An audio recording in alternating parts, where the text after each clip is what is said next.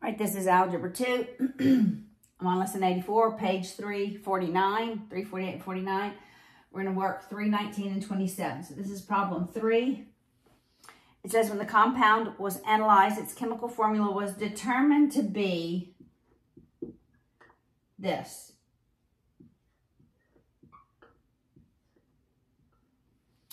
If the weight of the lithium was 56 grams, I'm going to write that over here, 56 grams. I need some space there. 56 grams.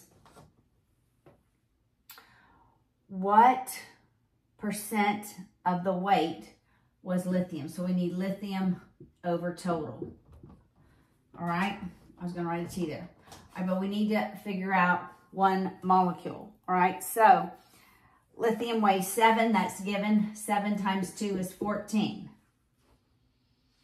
The calcium is 40. 40 times 2 is 80.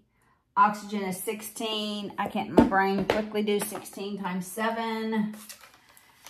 I should be able to, I was getting at 112. Adding all of those up, we have 14 plus 80 plus 112.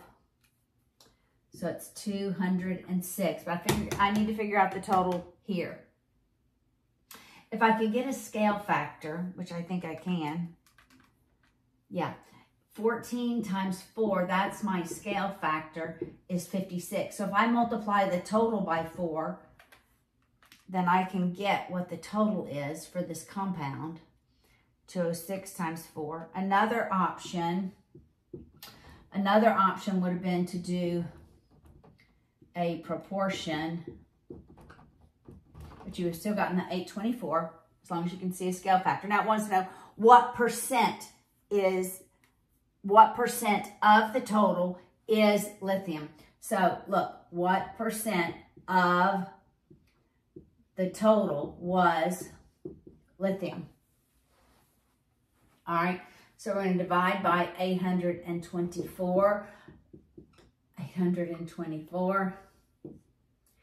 So this is going to give it to me in a decimal, 56 divided by 824, which is 0.068, all right? But percent, I move the decimal to the right, so it's 6.8%. All right, that's number 3. Number 19.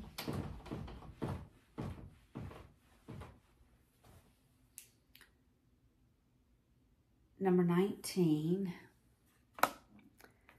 is, okay, 4 square root of 2 minus 5.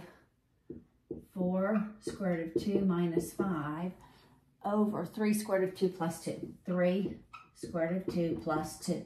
The way we rationalize the denominator is by multiplying by the conjugate of the denominator. So it's 3 square root of 2 minus 2 over 3 square root of 2 minus 2. All right, we have to FOIL the numerator. 4 times 3 is 12. 12 times 2 is 24, because the square root of 2 times the square root of 2 is 2. All right, 4 square root of 2 times negative, that's negative 8 square root of 2. Negative 5 times 3 square root of 2 is negative 15 square root of 2.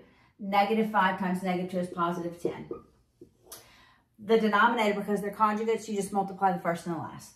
So 3 square root of 2 times 3 square root of 2 is 3 times 3, which is 9, times 2, which is 18. 2 times negative 2 is negative 4. All right, we'll combine our like terms in the numerator.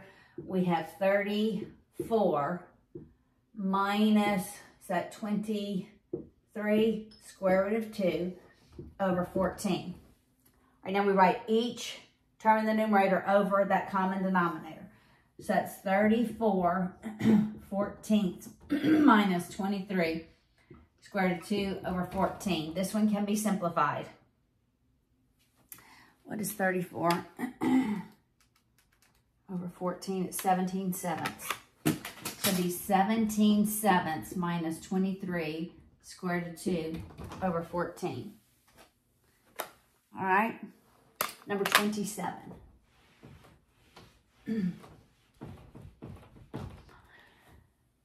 simplify.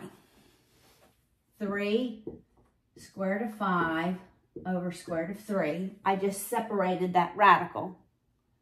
Plus 2 square root of 3 over square root of 5 minus 4 square root of 60. All right, I'm going to rationalize the denominators. Multiplying by square root of 3 over square root of 3. This one, square root of 5 over square root of 5. I'm going to simplify this in just a minute. I'm going to look at its prime factors. So this first term is 3 square root of 15 over 3 plus 2 square root of 15 over 5.